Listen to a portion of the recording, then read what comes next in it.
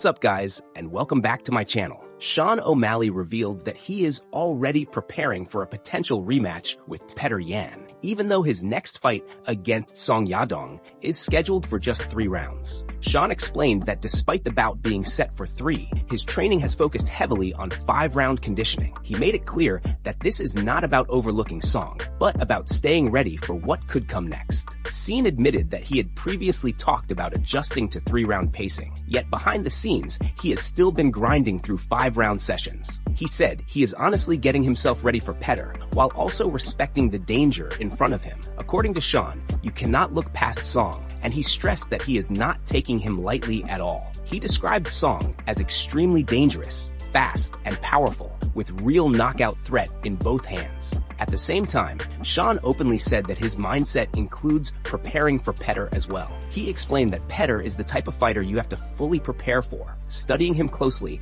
and building a specific game plan. Sean added some trademark confidence, saying that if that rematch happens, he knows exactly how intense it would be and how much it would mean. The conversation then shifted to the idea of a massive event at the White House card. Sion referenced comments from John Anik, who mentioned the possibility of 6 or 7 title fights on one card. Sean reacted by saying that would be insane, explaining that nearly every weight class could be involved, including the women's divisions. He said 6 title fights alone would already be crazy and something fans have never really seen before. Sean went on to break down how the timeline could make sense, with Gaethje and Paddy fighting, that the lightweight title could be available later in the year. He also mentioned the bantamweight belt, saying everything depends on how matchups are booked and whether Petr gets slotted in. Sean added that he would not want to fight Ilia immediately after everything that has happened, suggesting timing plays a huge role. Overall, he made it clear that while Song Yadong is the present challenge, his preparation reflects a bigger picture and a future filled with high-stakes matchups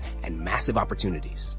And before we continue, make sure to leave a like on the video and subscribe to help support the channel. Moving on to another news, Charles Oliveira shared his honest thoughts on the potential clash between Islam Makhachev and Ilia. According to Charles, Makhachev has a very clear approach inside the cage. He believes Islam relies heavily on clinching, grinding, and taking opponents to the mat. Charles explained that this is the one game plan he sees, and it has worked extremely well so far. He went on to speak about Ilia's power, making it clear that his respect is real. Charles admitted that the punch Ilia landed on him was the hardest shot he has ever felt, something that stayed with him. However, he also pointed out that he has never personally seen Ilia's clinch work or ground game at the highest level. In Charles's view, the fight depends entirely on where it takes place. If the bout stays standing, he believes Ilia has the power and timing to knock Islam out. On the other hand, if Islam is able to get a solid hold of Ilia, close the distance, and force the clinch,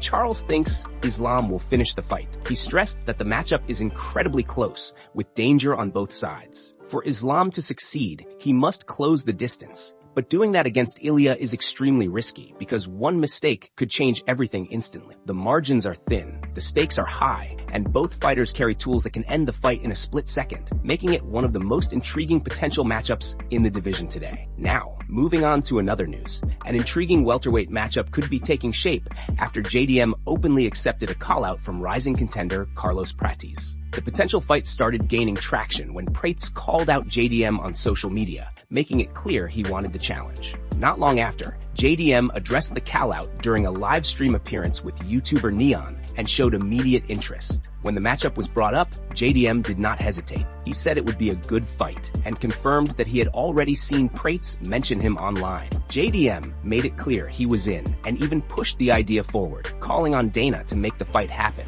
He described it as a money fight and showed full confidence in how the matchup would play out. As the conversation continued, JDM was asked how the fight would go if it became official. He acknowledged that Prates is a dangerous striker with solid skills on the feet, but still backed himself strongly. JDM said he believes he would finish Prates if they shared the cage. While he did not lock in a specific method, his confidence in getting the job done was clear. JDM also shared his preference for the fight format. He said the matchup would need to be a 5-rounder, explaining that he does not enjoy 3-round fights as much. He emphasized that he likes longer fights where there is more time to break an opponent down and really show conditioning and skill. He pointed out that he has already been competing in 5-round bouts and feels comfortable at that pace. The back and forth ended with excitement on both sides, with JDM repeating that he is ready if the fight gets booked. The tone of the exchange suggested genuine interest rather than empty talk. If the UFC decides to move forward,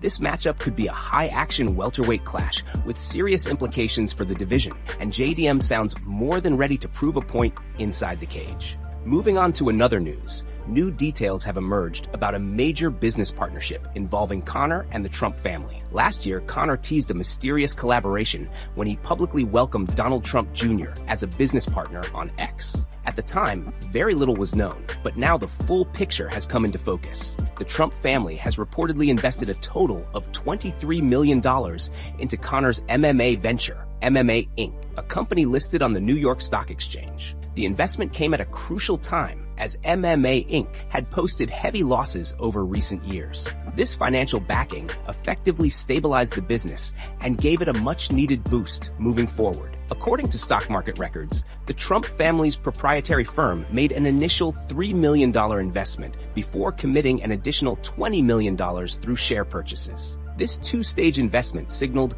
long-term confidence in the company, rather than a short-term bailout. Donald Trump Jr. also became directly involved, joining the venture as a strategic advisor with a focus on expanding the brand on a global scale. Last year, Conor finalized a significant deal that made him a co-owner of MMA Inc. The company focuses on MMA wellness and specializes in manufacturing gym equipment along with essential training materials used by fighters and fitness enthusiasts. The partnership aligned closely with Conor's personal brand and long-standing involvement in combat sports and high-performance training. With the backing of the Trump family, MMA Inc. now enters a new phase of growth and visibility. The added financial stability and political spotlight could also strengthen Conor's chances of appearing on the rumored UFC White House card scheduled for June 14th. While no fight has been officially announced, the timing of this investment and the high-profile connections have fueled speculation. Regardless of what happens next inside the cage, Conor's business portfolio continues to expand, showing that his influence extends far beyond fighting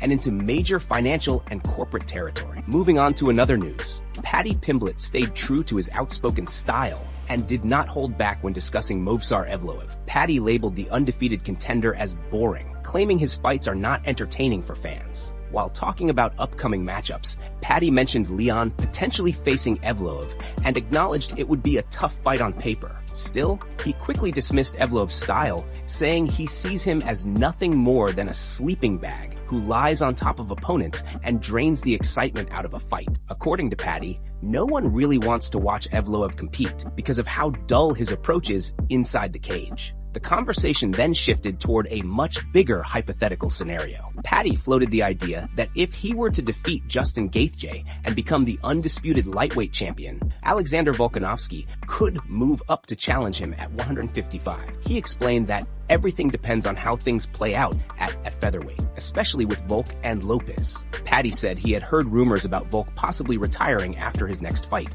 especially since it is set in Australia. At the same time, he admitted that retirement talk often comes and goes, with fighters returning again and again. Despite being a self-proclaimed massive Volk fan, Paddy said he would actually like to see Volk retire if he wins, believing it would be the perfect way to walk away. However, he also acknowledged the competitive side of the sport. Paddy suggested that if he becomes undisputed champion and Volk also wins, Volk might see that matchup as the perfect opportunity to chase lightweight gold. He joked about the situation, saying it would be awkward for two mates, but admitted that from a competitive standpoint, it could look like the best path to becoming champion. The discussion wrapped up with talk about the middleweight division. Paddy and his co-host agreed that they do not see anyone at 185 beating Khamzat. Looking ahead to the future of the division, Paddy said he believes Khamzat would run straight through most contenders. He acknowledged fighters like Imavov, Fluffy, and Boralho as talented and dangerous competitors.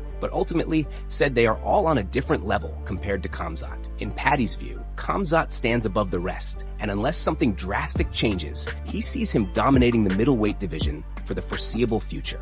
Moving on to another news, Jiri Prochazka made it clear that he wants another shot at the light heavyweight title and believes the time is right. He shared his thoughts publicly on X, sending a direct message to the division and the matchmakers. Jiri said he does not care who the opponent is because his stance has not changed. He believes he is now in the position to fight for the belt again. With confidence and urgency, he emphasized that his focus is on gold and nothing else. His message was short, direct, and full of intent, showing that he is ready to step back into a title fight and push forward without hesitation. Moving on to another news, Justin Gaethje's coach Trevor Wittman shared a detailed update on how training camp is shaping up ahead of UFC 324. He explained that it was currently Monday, with just 4 weeks remaining until fight week, and the team had officially entered a planned down week. According to Trevor, the first 4 weeks of camp were pushed at a very high pace, and now it was time to taper things back slightly and let Justin's body properly recover. Trevor said he could start to see signs that recovery was becoming more important. It was not that Justin had hit a wall, but certain small indicators showed that it was the right moment to ease off. Because of that, the team made the decision to pull back last week, giving Justin the final 2 days completely off. During that time, there was no hard training, only light movement, some shadow boxing, and simple motion work. In total, Justin ended up getting around 4 full days off to allow his body to reset. This current week, Trevor described as a down week, but not a total shutdown. He explained that it is roughly a 70% workload. Normally, Justin would be pushing through 10 or 11 rounds in a session, but this week, those workouts are reduced to around 6 or 7 rounds at about 70% intensity. The goal is to stay sharp without breaking the body down. Trevor also mentioned that George, the team's jiu-jitsu coach, had just arrived in town, which added a new layer to the week. With him there, the focus would shift more toward grappling, drilling techniques, and refining positions,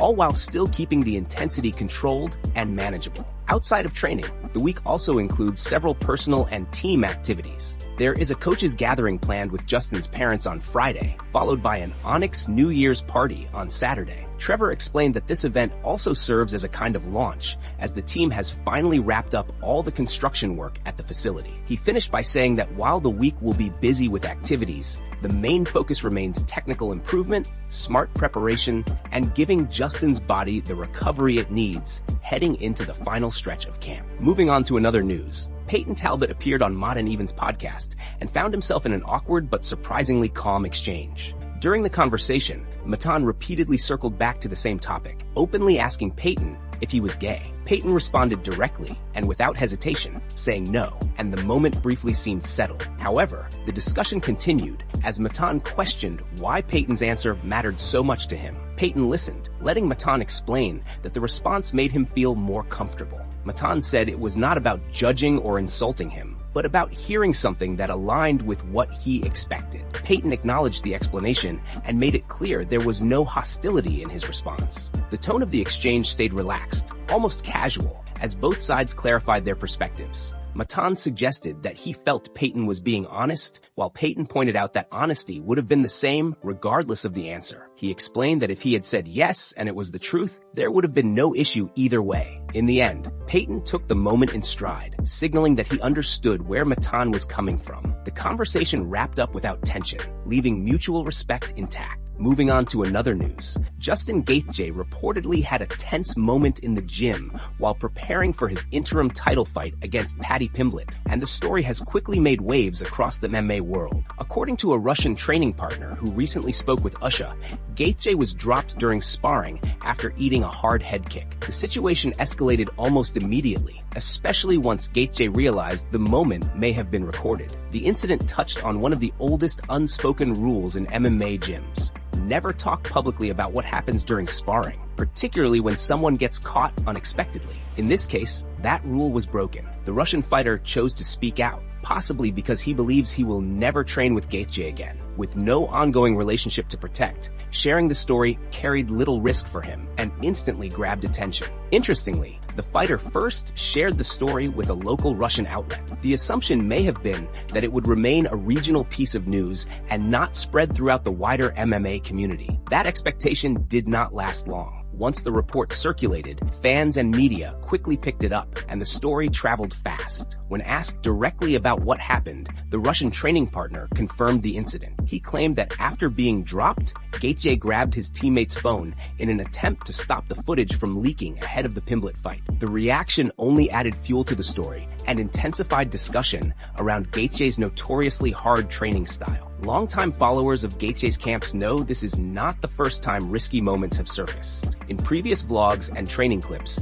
Gaethje has shown intense exchanges, including a head clash with a teammate and another moment where he was caught in a submission. Those clips have often sparked debate about whether his preparation sometimes pushes too far. Despite the noise, many fans also point out that Gaethje has always trained at a brutal pace and embraced chaos as part of his identity. Still, with a high-stakes fight approaching against Paddy Pimblett, any story involving injuries or heated gym moments naturally raises eyebrows. As fight night approaches, the focus will remain on whether this intense preparation sharpens Gaethje or creates unnecessary risk before stepping into the cage.